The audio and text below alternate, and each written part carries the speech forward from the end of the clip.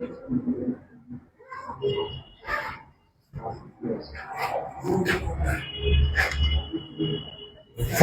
the angle between two straight lines represented by this equation. By পিছনে কথা বলেন না। Find the angle between two straight lines represented by this equation. আমরা গত ক্লাসে প্রমাণ করছিলাম এই সমীকরণটা x square plus twice ax(y) plus by square equal to 0। এই সমীকরণটা হচ্ছে x এবং y চলক বিশিষ্ট সমমাত্রিক দ্বিঘাত সমীকরণ। গত ক্লাসে প্রমাণ করছিলাম এই সমীকরণটা মূল বিন্দুগামী এক জোড়া সরল রেখা প্রকাশ করে। এখন এই সমীকরণ দ্বারা প্রকাশিত যে দুটা মূল বিন্দুগামী সরল রেখা ওই দুটা সরল রেখার মধ্যবর্তী কোণ নির্ণয় করতে বলেছে। এটা হচ্ছে প্রথম অংশ। এখন সে দুটা সরল রেখার লম্ব হওয়ার শর্ত বের করতে বলেছে। পারপেন্ডিকুলার মানে হচ্ছে লম্ব, কন্ডিশন অফ পারপেন্ডিকুলারিটি মানে হচ্ছে লম্ব হওয়ার শর্ত, আর কনসাইডেন্স, কন্ডিশন অফ কনসাইডেন্স মানে হচ্ছে সমাপতিত হওয়ার শর্ত নির্ণয় করতে বলেছে। এখানে তিনটা অংশ। তাহলে সলিউশনটা দেখুন। The given equation is ax square plus twice xy plus by square equal to 0.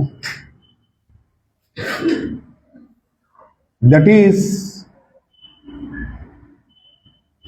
আমরা y স্কয়ার এর সহগ দিয়ে যদি ভাগ করি তাহলে এখানে পাবো y square plus twice a divided by b into xy plus a divided by b x square equal to 0. তাহলে এই সমীকরণটার অর্থ যা, এই সমীকরণটার অর্থ তা, এই সমীকরণটার অর্থ যা, এই সমীকরণটার অর্থ তা। আসেন, এই সমীকরণটার অর্থ যা, এই সমীকরণটার অর্থ তা। এই সমীকরণটাকে ওয়াই স্কয়ারের, প্লিজ কথা বলেন না, আমি পড়াচ্ছি কিন্তু। এই সমীকরণটাতে ওয়াই স্কয়ারের সহগ দিয়া ভাগ করলে আপনি এটা পাবেন, আবার এখানে উভয় পক্ষে বি দিয়া গুণ করলে আপনি এটা পাবেন, তাহলে দুটা সেম। এখন এই সমীকরণ তথা এই সমীকরণ মূল বিন্দুগামী যে দুটা সরল রেখা প্রকাশ করে ওই দুটা সরল রেখার মধ্যবর্তী কোণটা নির্ণয় করতে বলেছে।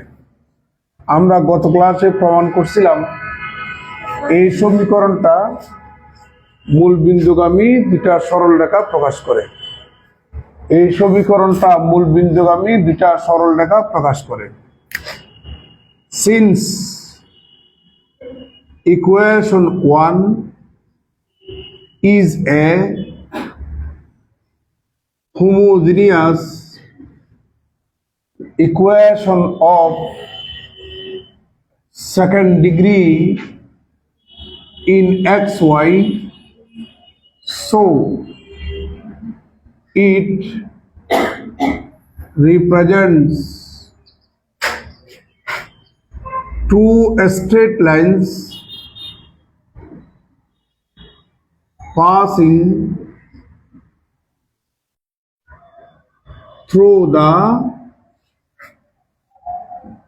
origin. আপনারা চুপচাপ থাকেন, গুনগুন আওয়াজ করিয়েন না, আবার মোবাইলের ঘাটাঘাটি গুলো বন্ধ করেন। যেহেতু এক নম্বর সমীকরণটা এক্স এবং ওয়াই চলক বিশিষ্ট সমমাত্রিক দ্বিঘাত সমীকরণ, অতএব সেই মূল বিন্দুগামী দুইটা সরল রেখা প্রকাশ করে। Let the lines be y equal to m1x and y equal to m2x. মনে করলাম সেই দুটা সরল রেখা y equal to m1x এবং y equal to m2x. That is, এটাকে এই পাশে নিয়ে আসেন, এটাকে এই পাশে নিয়ে আসেন, তাহলে y minus m1x equal to 0 and y minus m2x equal to 0. তাহলে এই দুটা সরল রেখার কম্বাইন্ড সমীকরণটা একটু আমরা বের করব। So there combined equation is এটা ইনটু এটা ইকুয়াল টু কত 0, তার মানে y minus m1x into y minus m2x equal to 0। আপনি যখন গুণ করবেন তাহলে পাবেন y square minus m1 plus m2 into xy plus m1 m2 x square equal to 0। এটার দিলাম কত নম্বর 2 নম্বর। এখন 1 নম্বর সমীকরণ এবং 2 নম্বর সমীকরণ আইডেন্টিক্যাল, অভিন্ন। কেমনে? Wait, here equations 1 and 2 are identical. Identical শব্দের অর্থ কি? অভিন্ন। এখন 1 নম্বর সমীকরণ এবং 2 নম্বর সমীকরণ অভিন্ন, একই, সেম। কিভাবে? একটু মনোযোগ দেন। x square minus 5x plus 6 equal to 0, এটা একটা দ্বিঘাত সমীকরণ, তাই না? এই দ্বিঘাত সমীকরণটা দুইটা সরল রেখা প্রকাশ করে, একটু আগেও দেখাইছিলাম, গতকালকেও দেখাইছিলাম। একটা হচ্ছে x ইকুয়াল টু 2 আর একটা হচ্ছে x ইকুয়াল টু কত বলেন? 3। 2 এবং 3 বামে নিয়ে আসুন, তাহলে x minus 2 equal to 0, x minus 3 equal to 0। এবার এই দুটার কম্বাইন সমীকরণটা দেখুন, x minus 2 into x minus 3 equal to 0। দুটা সরল রেখার কম্বাইন সমীকরণ যদি বের করতে চান, ওই দুটা সরল রেখা গুণ করতে হবে। যোগও করতে পারবেন না, ভাগও করতে পারবেন না, বিয়োগও করতে পারবেন না, গুণ করলেই কিন্তু আপনি সেই কম্বাইন সমীকরণটা পাবেন। তাহলে এবার আমরা গুণ করে নিই। তাহলে x square minus 5x plus 6 equal to কত বলেন? 0। তাহলে একটা দ্বিঘাত সমীকরণ যে দুটা সরল রেখা প্রকাশ করে, ওই দুটা সরল রেখাকে গুণ করলে আপনি কম্বাইন সমীকরণটা পাবেন। যেটা পাবেন সেটা, আর ওই সমীকরণ সেম সেম সেম। তাহলে এই সমীকরণটা যে দুটা সরল রেখা প্রকাশ করে, এটা এবং এটা, দ্যাট ইজ এটা এবং এটা, এই দুটাকে গুণ করলে যে কম্বাইন সমীকরণ পাবেন সেটা এবং এটা সেম। দেখতে পাচ্ছেন তো এই উদাহরণটা সাক্ষী। এবার ইন্টারমিডিয়েটে আমরা পড়ছিলাম, দুটা সমীকরণ যদি আইডেন্টিক্যাল হয়, অভিন্ন হয়, তাহলে ওই দুটা সমীকরণের বিভিন্ন পদের সহগগুলার অনুপাত সমান হয় অথবা বিভিন্ন সহগগুলা সমান হয়। আসেন পিছনে বসেন, এখানে লাগিয়ে না, এটাতে লাগিয়ে না। এখন শুরু করি না, শুরু করবো, আপাতত বসেন। তাহলে 1 নম্বর সমীকরণ এবং 2 নম্বর সমীকরণ কি? সেম, আইডেন্টিক্যাল, অভিন্ন। দুটা সমীকরণ যদি আইডেন্টিক্যাল হয়, অভিন্ন হয়, তাহলে ওই দুটা সমীকরণের বিভিন্ন পদের সহগগুলার অনুপাত সমান হয় কিংবা সহগগুলা সমান হয়। এখানে আমরা সহগগুলা সমান ধরেই কাজ করব।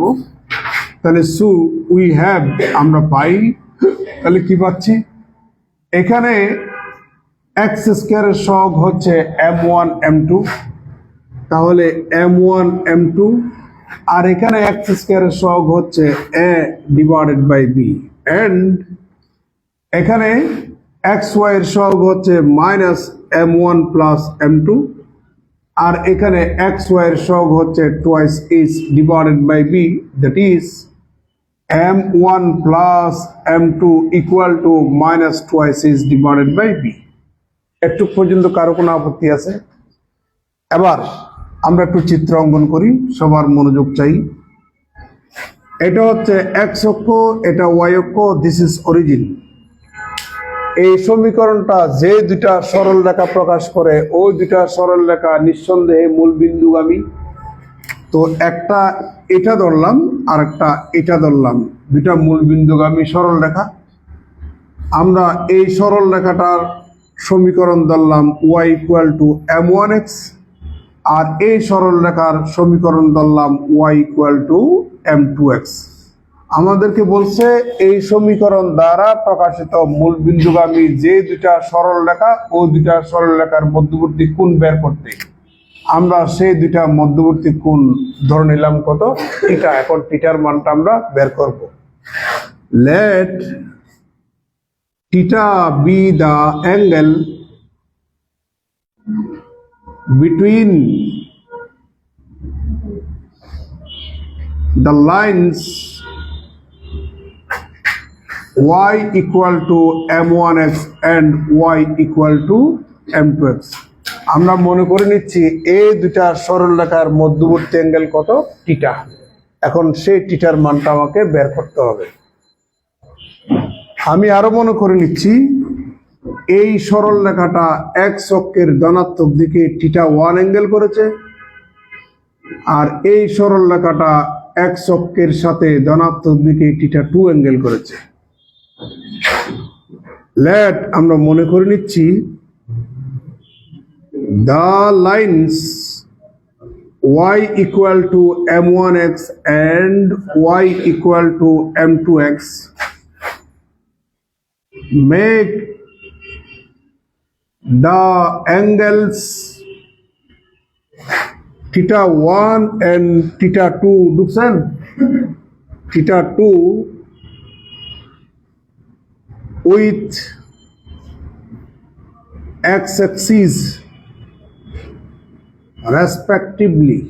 আমরা মনে করে নিচ্ছি y equal to m1x এবং y equal to m2x এই দুটা সরল রেখা x অক্ষের সাথে যথাক্রমে থিটা 1 এবং থিটা 2 অ্যাঙ্গেল তৈরি করেছে। গত ক্লাসে আমি বলছিলাম স্লোপ কাকে বলে, ঢাল কাকে বলে, একটা সরল রেখার ঢাল কাকে বলে বলছিলাম না? কোন একটা সরল রেখা সে মূল বিন্দুগামী হোক বা মূল বিন্দুগামী না হোক, কোন একটা সরল রেখা সে মূল বিন্দুগামীও হতে পারে, মূল বিন্দুগামী নাও হতে পারে। ওই সরল রেখা যদি x অক্ষের ধনাত্মক দিকে যে কোণ উৎপন্ন করে, tan সেই কোণটাই হচ্ছে আমাদের ওই সরল রেখাটার কি, ঢাল। তাহলে এই সরল রেখাটা x অক্ষের সাথে থিটা 2 অ্যাঙ্গেল করেছে, অতএব এই সরল রেখার ঢাল কত বলুন তো দেখি, tan থিটা 2। আবার এই সরল রেখাটা x অক্ষের সাথে থিটা 1 অ্যাঙ্গেল করেছে, অতএব এই সরল রেখার ঢাল হচ্ছে tan থিটা 1। আবার y ইকুয়াল টু mx আমরা বলি না, এখানে x এর সহগটাকে কি বলি আমরা, ঢাল বলি। তাহলে এই সরল রেখাটার ঢাল কত বলুন তো দেখি, y ইকুয়াল টু m1x হলে x এর সহগ m1, তাহলে m1 যে কথা tan থিটা 1 একই কথা।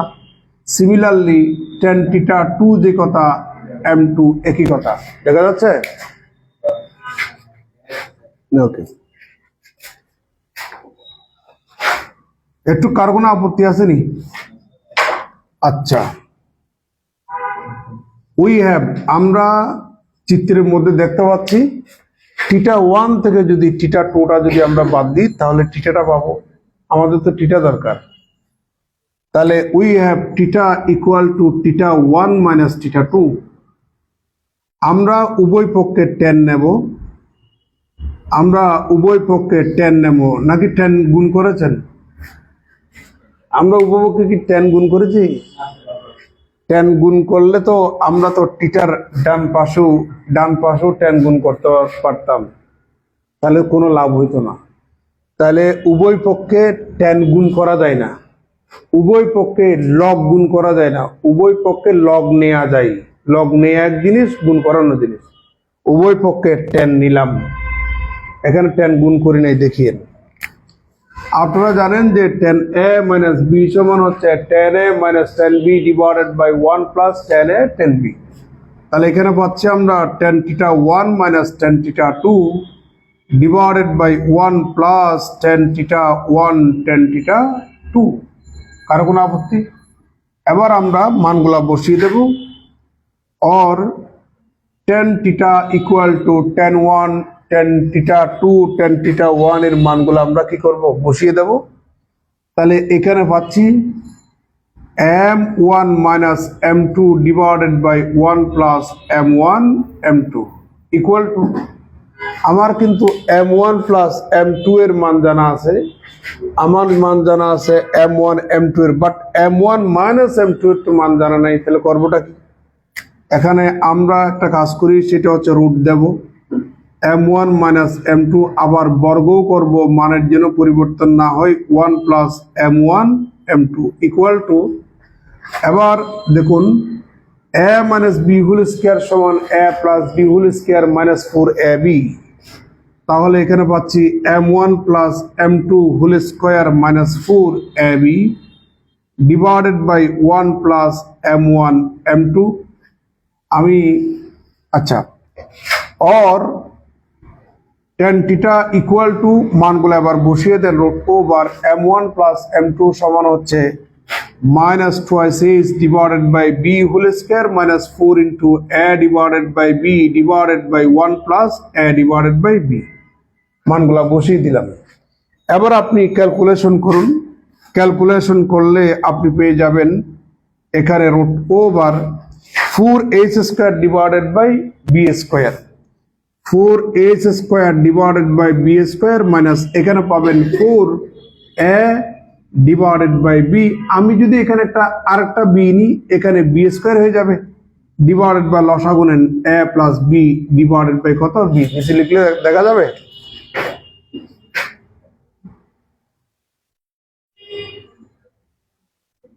যাচ্ছে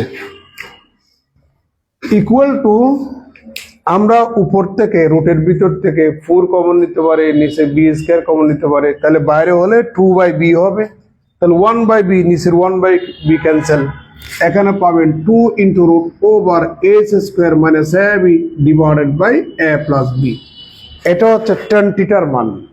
তো আমার তো থিটা দরকার, তাহলে সুতরাং theta equal to tan inverse 2 into root over h square minus ab divided by a plus b. This is the required angle between two lines represented by this equation. এই ইকুয়েশন দ্বারা প্রকাশিত মূল বিন্দুগামী যে দুটা সরলরেখা ওই দুটা সরলরেখার মধ্যবর্তী কোণ থিটা সমান হচ্ছে tan inverse 2 into root over h square minus ab divided by a plus b. এবার আমরা পারপেন্ডিকুলার হওয়ার কন্ডিশন, কোইন্সাইডেন্ট হওয়ার কন্ডিশন আমরা বের করব, এটা তুলে নিন তাড়াতাড়ি।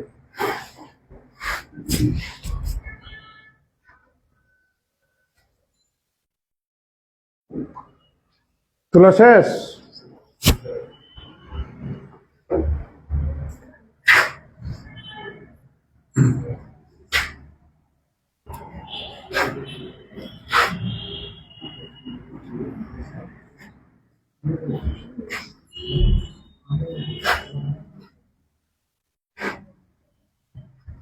এবার একটা গুরুত্বপূর্ণ তথ্য আপনাদের সামনে উপস্থাপন করি। আপনাদেরকে আগেও কথাটা বলছিলাম, যার শর্ত বের করবেন তাকে মনে করে নেবেন, মনে আছে কথাটা? তাহলে এখন আমরা ওই দুটা লাইনস পারপেন্ডিকুলার হওয়ার শর্ত আমরা বের করব, কন্ডিশন বের করব। To find the condition of perpendicularity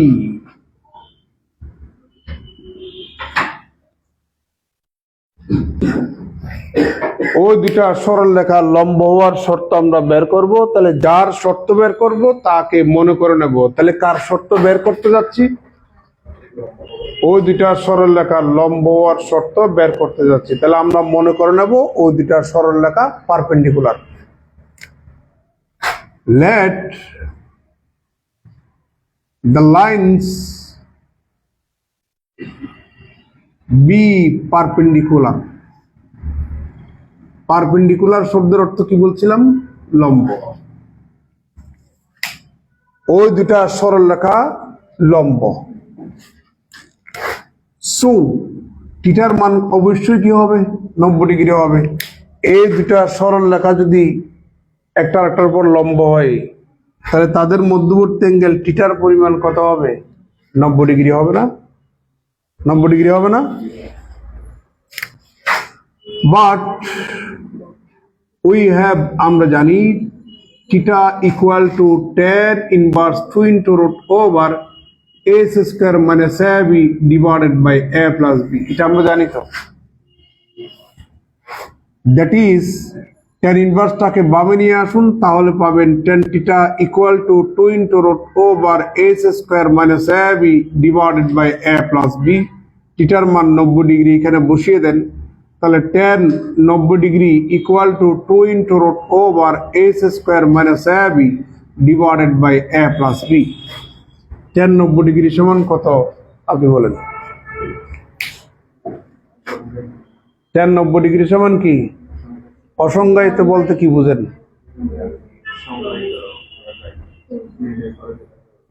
অসংজ্ঞায়িত বলতে আপনি কি বুঝেন আর সংজ্ঞায়িত বলতে আপনি কি বুঝেন?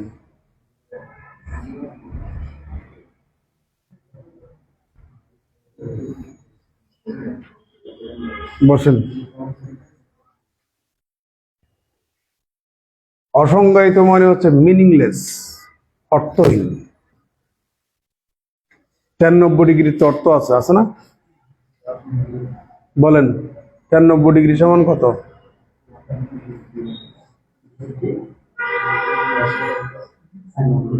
tan 90 ডিগ্রি সমান মানে হচ্ছে আল্লাহ। বসেন। আল্লাহ মানে হচ্ছে আল্লাহ তো ক্ষমতা অসীম, দয়া অসীম, মানে আল্লাহর কাছে সবই অসীম। এই জন্য আমি মজা করে বলি tan 90 ডিগ্রি সমান কি?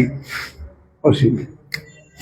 এই কথা নয়, infinity equal to 2 into root over S square minus A B divided by A plus B. এটারে অসংজ্ঞায়িত বলা যাবে না ভাই, সুজয় বসেন। অসংজ্ঞায়িত বলা যাবে না, এগুলা বিভিন্ন মাস্টাররা পণ্ডিতামি করে, বইতেও পণ্ডিতামি করে, বুঝতে পারছেন? জানে না এরকম টিচারও হাজার হাজার আছে, বই লিখছে যে নামের জন্য।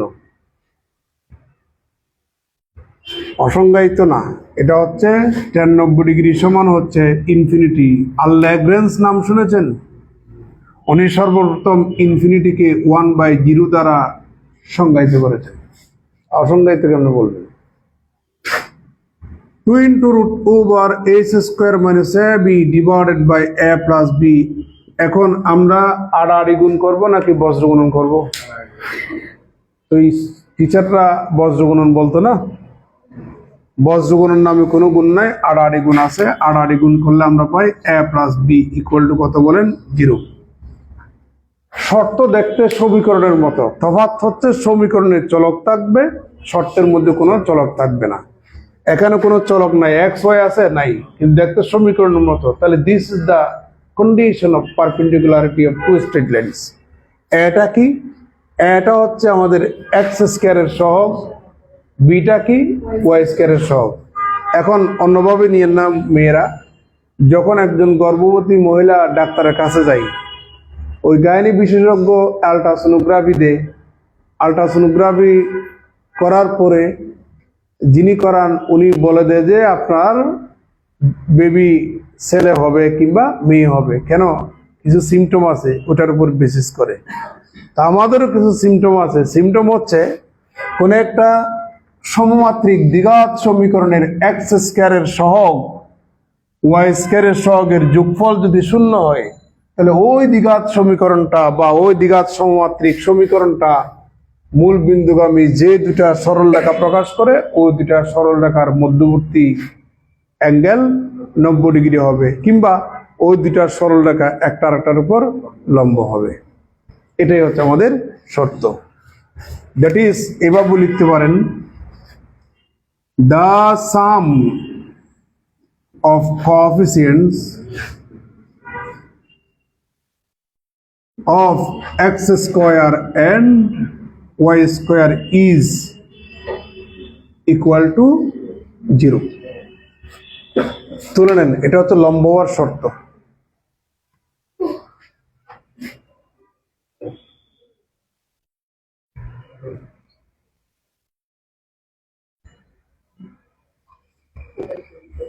আচ্ছা, এবার হচ্ছে কনসার্ডেন্ট হওয়ার শর্ত।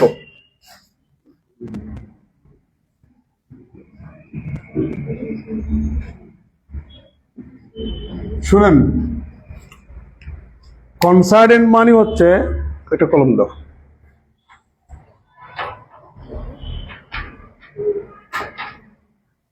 এই যে এটা একটা সরল রেখা, এটা একটা সরল রেখা, এই দুটা সরল রেখা এমন ভাবে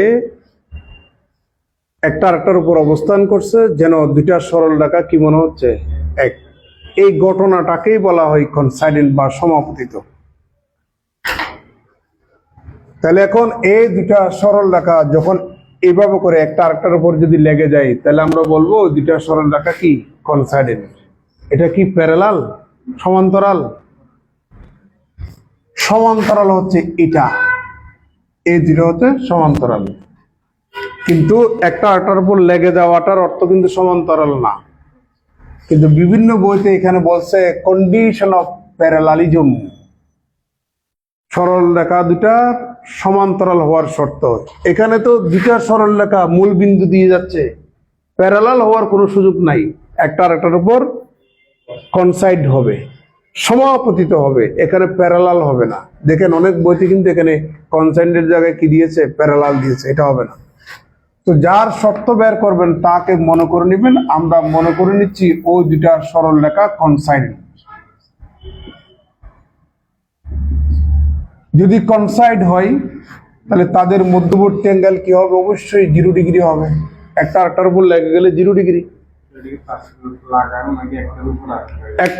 একটার উপর আরেকটা আর কি, দুটা সরল রেখা। এই যে এটা একটা সরল রেখা, আরেকটা সরল রেখা এর উপরে বসায় দিলেন এই, তাহলে তাদের মধ্যবর্তী অ্যাঙ্গেল কত? 0। এই ঘটনাটাকে বলা হয় কনসাইডেন্ট। তো আমরা জানি থিটা সমান বি, স্ট্যান্ড ইনভার্সটাকে বামে নিয়ে আসুন এবং থিটার মান 0 ডিগ্রি বসায় দেন। আপনারা জানেন থিটা মান 0 বসালে tan 0 সমান 0 হয়। এবার আপনি আড়াআড়ি গুণ করুন। আড়াআড়ি গুণ করলে 2 into root over a square minus ab equal to 0, 2 দিয়ে ভাগ দেন root over a square minus ab equal to 0। আপনি এখানে বর্গ করেন তাহলে পাবেন a square minus ab equal to 0। সুতরাং a square equal to ab। এটাই হচ্ছে আমাদের রিকোয়ার্ড শর্ত বা condition. Which is the required condition of coincident বলে নেন।